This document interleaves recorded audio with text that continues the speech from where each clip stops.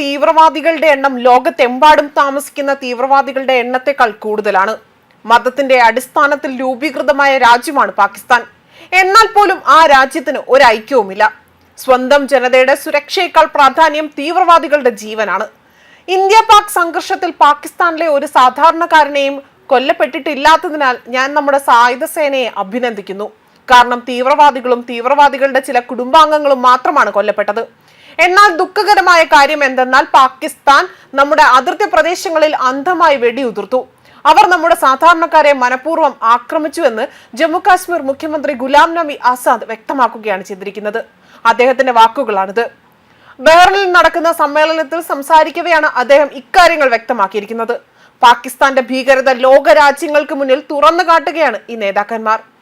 Indian നേതാക്കൾ വ്യത്യസ്തമായ രാഷ്ട്രീയ പാർട്ടികളിൽ പെട്ടവരാണെങ്കിൽ പോലും അവർ ഇവിടെ ഇന്ത്യക്കാരായി ഐക്യപ്പെട്ടിരിക്കുന്നുവെന്ന് BJP MP ബൈജയന്ത് ജയ്പാണ്ഡെ നയിക്കുന്ന സർവകക്ഷി സംഘത്തിലെ അംഗമായ ആസാദ് പറഞ്ഞു. ബഹ്റിൻ ഒരു മിനി ഇന്ത്യ പോലെ തന്നെ കണക്കാക്കപ്പെടുന്നതിൽ എനിക്ക് സന്തോഷമുണ്ട്. എല്ലാ മതത്തിൽ നിന്നുമുള്ള ആളുകൾ ഇവിടെ താമസിക്കുന്നു. യാതൊരു നിയന്ത്രണവുമില്ല.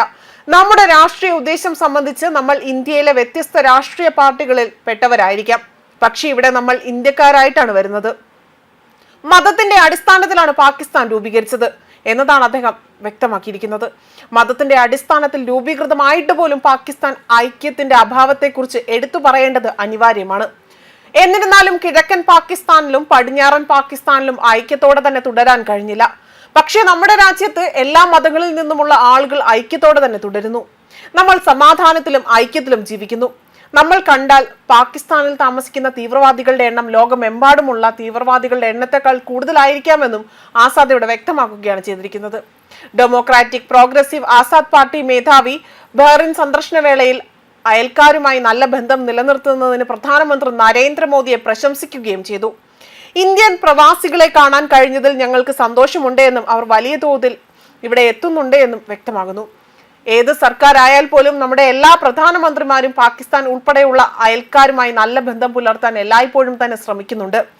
അവർ എല്ലായ്പ്പോഴും തന്നെ പാകിസ്ഥാൻ നേതൃത്വവുമായി ചർച്ച നടത്തിയിരുന്നു.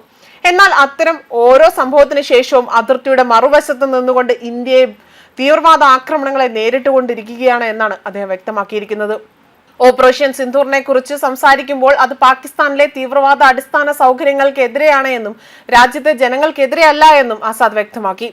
പാകിസ്ഥാനിലെ ഒരു സാധാരണക്കാരനും കൊല്ലപ്പെട്ടിട്ടില്ലാത്തതിനാൽ തന്നെ ഞാൻ നമ്മുടെ സായുധ സേനയെ അഭിനന്ദിക്കുന്നു. കാരണം തീവ്രവാദികളും തീവ്രവാദികളുടെ ചില കുടുംബാംഗങ്ങളും മാത്രമാണ് കൊല്ലപ്പെട്ടത്.